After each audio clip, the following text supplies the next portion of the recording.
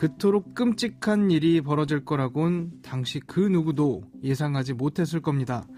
처음 시작은 그저 흔히 벌어지곤 하는 작은 말싸움 정도에 불과했죠. 뭐야 이거? 뭐야 이거? 당신 뭐하는 사람이야? 나냐 이거 진짜. 뭐라 그랬어 지금? 왜들 그러세요? 술 한잔들 하시고 조금 감정이 격해졌나 보네. 안 좋은 감정 가질 일 있나요? 다들 좋게 네? 이쯤에서 다들 정리하시죠. 알겠습니다. 그만하죠. 죄송합니다. 서로 다른 일행과 노래방을 찾았다 언쟁이 벌어진 A씨와 B씨는 이날 처음 본 사이였습니다. 두 사람의 언쟁은 자칫 큰 다툼으로 벌어질 뻔했지만 함께 온 일행들이 싸움을 말리며 자연스레 정리됐다고 하죠. 하지만 잠시 후 나와. 이거 안 열어?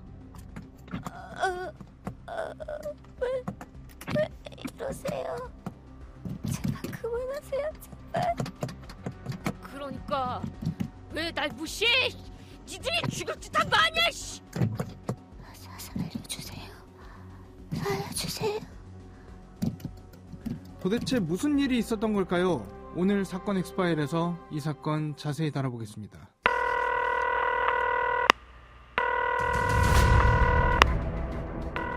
사건은 보이는 것보다 가까이 있다. 이원화 변호사의 사건 엑스파일. 안녕하세요. 이원화 변호사의 사건 엑스파일 이원화입니다. 오늘은 로엘 법무법인 임소희 변호사와 함께합니다. 변호사님 어서 오세요. 안녕하세요. 로엘 법무법인의 임소희 변호사입니다. 오늘 이야기 나눠볼 이 사건 그렇게 오래된 사건이 아닙니다. 2년 전쯤에 발생했던 사건이죠. 네, 2022년 4월 13일 충청남도 천안시 성안읍에서 오전 0시 13분경에 발생한 사건입니다.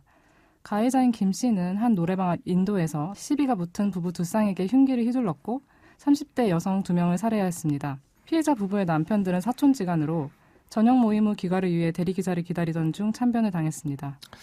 한 사람이 성인 4명을 공격했다 이 얘기인가요? 네, 당시 피해자 4명이 모두 성인이었고 그중 2명은 남성인 상황으로 한 사람의 공격으로 이러한 참극이 벌어진 것이 이해가 가지 않을 수도 있습니다. 하지만 당시 상황을 살펴보면 가해자 김 씨가 길가에 서 있던 피해자들에게 갑자기 다가왔고 피해자들이 대처할 새도 없이 흉기를 휘둘러 사촌동생 부부인 A씨와 B씨를 쓰러뜨렸고 옆에서 말리던 사촌형의 아내인 C씨를 찔러 그 자리에서 숨지게 했습니다. 또한 가방을 휘두르며 저항하던 사촌형 D씨 역시 김 씨가 휘두른 흉기에 쓰러지게 되었습니다.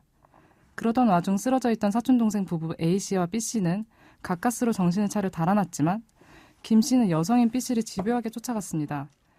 B씨는 사력을 다해 뛰어 근처에 주차되어 있던 차량의 뒷자리 탑승해 문을 잠갔고 김 씨는 계속해서 운전석 문을 열려고 시도하다 차주의 제지를 받고서야 흉기를 버리고 노래방으로 돌아갔습니다. 이와 같은 끔찍한 범죄가 일어나는데 걸리는 시간은 단 5분가량에 불과했습니다. 자세한 상황은 잠시 후 여쭤보기로 하고 일단 피해자들 목숨은 건졌습니까? 사촌형의 아내 C씨는 김 씨가 휘두른 흉기에 찔려서 그 자리에서 숨졌고 사촌동생의 아내 B씨 역시 김 씨가 휘두른 흉기에 찔린 상태로 근처에 주차된 차량의 뒷자리에 몸을 숨겼지만 차에서 내리자마자 과다출혈로 쓰러져 숨을 거뒀습니다. 사촌형 D씨와 사촌동생 A씨 또한 김 씨가 휘두른 흉기에 중경상을 입고 병원 중환자실에서 치료를 받았습니다. 도대체 왜 이런 일이 벌어진 거죠? 원한이라도 있었던 건가요? 아닙니다. 가해자 김 씨와 피해자들은 서로 일면식도 없는 사이였습니다. 그런데 왜 그랬답니까? 사건 당일 노래방 앞 인도에서 김 씨와 사촌동생 A씨 사이에 사소한 언쟁이 있었다고 합니다. 하지만 각자의 일행들이 다툼을 말렸고 그 과정에서 서로 사과까지 오가면서 별다른 문제 없이 상황이 마무리되었다고 합니다. 술 먹고 시비가 붙는 그런 상황인 것 같기는 해요. 언쟁이 있긴 했는데 일행들이 말리면서 서로 사과하고 정리가 됐었는데 이후 자기 차에 가서 흉기를 꺼내서 보복을 했다 이 말이죠? 네, 맞습니다. 당시 김 씨는 함께 술을 마신 아내에게 먼저 들어가라고 말한 뒤에 자신의 차에서 흉기를 꺼내 다시 노래방 앞으로 걸어갔습니다. 그리고 피해자들을 향해 왜 나를 무시해 죽을 짓을 하냐라고 외치며 흉기를 휘둘렀습니다. 그런데 경찰한테는 이 사람이 술 취해서 기억이 안 난다 이랬다는 얘기가 있던데요. 네, 김 씨는 범행을 저지르고 나서 도주를 했다가 신고를 받고 출동한 경찰의 추적으로 체포되었는데요. 김 씨는 경찰에서 자신의 범행에 대해 술에 취해 기억이 안 난다라고 진술했습니다. 하지만 당시 상황이 담긴 CCTV에는 김 씨가 담배를 물고 불을 붙이는 장면, 피해자들에게 접근할 때 흉기를 주머니에 숨기는 장면, 가방을 휘두르며 저항하는 사촌형 D 씨의 가방을 피하는 장면 등이 담겨 있었는데요. 한 법영상 분석 전문가는 이 같은 김 씨의 행위들은 만취해서 한 행동이라고 보기 어렵다는 의견을 밝히기도 했습니다. 말씀해주신 이야기를 듣고 보면 이 사람이 뭐 담배도 피웠고 흉기를 주머니에다가 숨겼다 그래요. 그런 얘기를 다 종합을 해보면 화나서 우발적으로 그랬다. 이게 말이 안 되는 것 같거든요. 네, 그렇습니다. 모든 상황을 종합해보면 화가 나서 우발적으로 술에 취해서 그랬다라는 김 씨의 말은 형량을 낮추기 위한 김 씨의 변명에 불과한 것으로 보입니다. 실제로 김 씨는 1986년 폭행 혐의로 벌금형을 선고받는 등 7회의 범죄 전력이 있었고 2013년에는 살인 미수죄로 징역 3년, 집행유예 5년을 선고받기도 했으며 지난 1989년 동생이 살해되자 가해자에 대한 복수를 꿈꾸며 흉기를 소지하고 다녔다고 합니다. 그런데 그 흉기가 김 씨 동생 사건의 가해자와 상관도 없고 김 씨와 일면식조차도 없는 M1 피해자들에게 향한 것이죠. 이 살인 미수 전과가 있었다는 얘기는 정말 충격적이네요. 아무튼 해당 사건이 알려지면서 가해자 신상 공개에 대한 국민 청원이 올라오기도 한 걸로 알고 있고요. 유족들도 이걸 원했다 이렇게 알려져 있는데 신상 공개는 결국 안 된 것 같더라고요. 왜 그런 건가요? 네, 당시 김 씨의 신상 공개와 강력한 처벌을 촉구하는 국민 청원이 올라왔고 피해자 유족들 또한 김 씨의 신상 공개를 원했습니다. 그런데 이 사건의 경우 신상공개위원회의 개최 없이 검찰 송치가 이루어졌고 이에 대해 신상공개 재검토를 촉구하는 국민청원이 올라오기도 했지만 결과적으로는 신상공개가 되지 않았습니다. 특정 강력범죄의 처벌에 관한 특례법에서는 피해자 신상공개 요건을 규정하고 있는데요.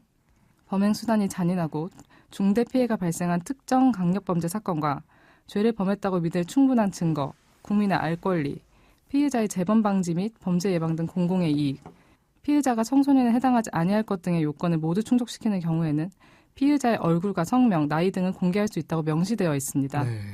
그런데 이 사건의 경우 말씀드린 요건을 모두 충족하고 있음에도 결과적으로 신상공개가 이루어지지 않아 여러 의혹과 비난이 있었습니다. 네. 너무나도 끔찍한 평범했던 두 가정을 그야말로 파탄 내버린 가해자. 우리 사회에서 할 수 있는 방법은 가해자를 법의 심판대에 세워서 마땅한 처벌 받게 하는 거 아니겠습니까? 재판은 어떻게 진행됐습니까? 네, 검찰은 김 씨가 단 한 번의 공격으로 급소를 찔러 다량의 피를 흘리는 피해자를 끝까지 쫓아가 위협했고 재범의 위험성도 매우 높은 점 등을 이유로 사형을 구형했고 이에 대해 김 씨 측은 심신미약과 선처를 호소했습니다. 네, 근데 이 사람이 정작 유족들에게는 별다른 사과도 안 한 것 같던데. 네, 그렇습니다. 당시 재판에 출석한 유족 대표의 진술에 따르면 김 씨는 사건 이후 그 어떠한 방법으로도 피해자 측에 사죄의 말조차 전하지 않았다고 합니다. 재판부는 이 사건에 대해 일상에서 쉽게 경험할 수 있는 가벼운 시비에 흉기를 마구 휘둘렀다. 피해자의 공포심과 유족의 비통한 심정을 재판부는 헤아릴 수조차 없다라고 하며 범행 수법, 결과의 참혹함, 재범의 위험성 등을 들어 무기징역을 선고했습니다. 이번 사건에서 제가 주목했던 부분은요. 총 4명의 피해자가 있었는데 그중 2명의 여성만 살해됐다는 점입니다. 정작 언쟁이 있었던 사람은 남성이거든요. 남편 쪽이에요. 싸운 건 남편 쪽인데 심지어는 이제 가해자가 쫓아가다가 남편이랑 그 아내랑 서로 찢어져요. 찢어져서 남편이 자기 쪽으로 오도록 유도를 하는데 이 사람이 돌아서서 아내 쪽을 쫓아간단 말이에요. 끝까지 쫓아가서 살인을 저지르고 이런 부분을 다 감안을 했을 때 여성 혐오 범죄로 볼 대목도 있지 않나 싶거든요. 네, 말씀하신 대로 이 사건은 여성 혐오 범죄로 볼 여지가 충분한 사건입니다. 갑자기 언쟁이 있었던 사촌동생 A씨가 아닌 A씨의 아내 B씨를 끝까지 쫓아간 점 등으로 미루어 봤을 때 김씨는 남성인 A씨보다 여성인 B씨가 제압이 용이하고 자신이 물리력을 행사했을 때 저항이나 반격을 받지 않을 것이라고 생각해서 B씨를 더 적극적으로 공격한 것으로 보입니다. 이는 여성 혐오 범죄에서 주로 나타나는 양상 중에 하나입니다.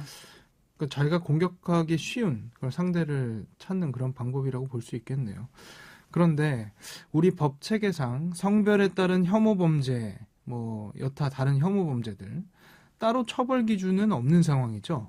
네, 그렇습니다. 아직 국내에는 혐오 범죄를 가중처벌하는 법률이 따로 없습니다. 그런데 지난 2016년 발생한 강남역 여성 살해 사건, 2020년 발생한 서울역 여성 폭행 사건 등 여성 혐오 범죄가 날로 증가하고 있어 각계에서 수사 단계부터 범죄 동기를 필수적으로 조사하여 여성 혐오 범죄에 대한 분석과 재발 방지 대책을 수립하는 한편 여성 혐오 범죄를 법적으로 개념화하고 처벌을 강화해야 한다라는 주장이 제기되고 있습니다. 네, 각계에서 주장하고 있다고 하니까 갑자기 궁금해지는 게 다른 나라의 경우에는 이런 혐오 범죄를 처벌하는 그런 규정이 있는지 또는 뭐 혐오 범죄를 근절하기 위한 어떤 대책을 마련하고 있는지 그런 것들이 좀 궁금하거든요.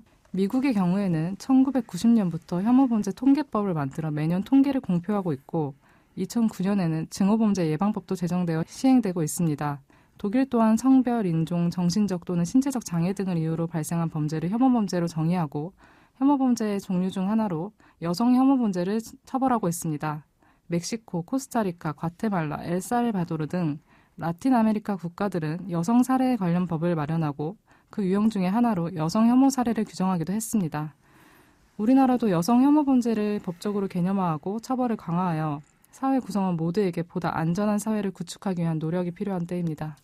이게 뭐 다문화, 다인종으로 구성된 다른 국가들과 다르게 우리나라는 하나의 인종으로 구성이 돼 있기 때문에 아무래도 혐오 범죄에 대한 그런 인식 자체가 좀 약한 측면이 있는 것 같아요. 이 부분에 대해서는 좀 전향적인 태도가 필요하지 않나 싶습니다. 사건 엑스파일 오늘은 일면식도 없던 두 쌍의 부부에게 흉기를 휘둘러 2명을 사망케 했던 천안 흉기 난동 살인사건 짚어봤습니다. 이 사건으로 두 가정은 완전히 무너져 내렸습니다. 두 가정 모두 어린 자녀들이 있었는데 장례식장에서야 자신의 어머니들이 살해당했다는 사실을 알게 됐다고 하죠. 이 사건의 가해자는요, 30여 년 전 살인사건으로 동생을 잃은 유족이기도 했습니다. 그러니 누군가의 범행으로 가족을 잃는다는 게 얼마나 아프고 절대로 있어서는 안 될 일인지 그 누구보다 잘 알았어야 하지 않았을까요? 오늘 저희가 준비한 내용은 여기까지입니다. 끝곡으로 10cm의 그라데이션 들려드리면서 이 시간 마치겠습니다. 여러분은 모두 변호받아 마땅한 사람들입니다. 사건 엑스파일. 여러분 고맙습니다.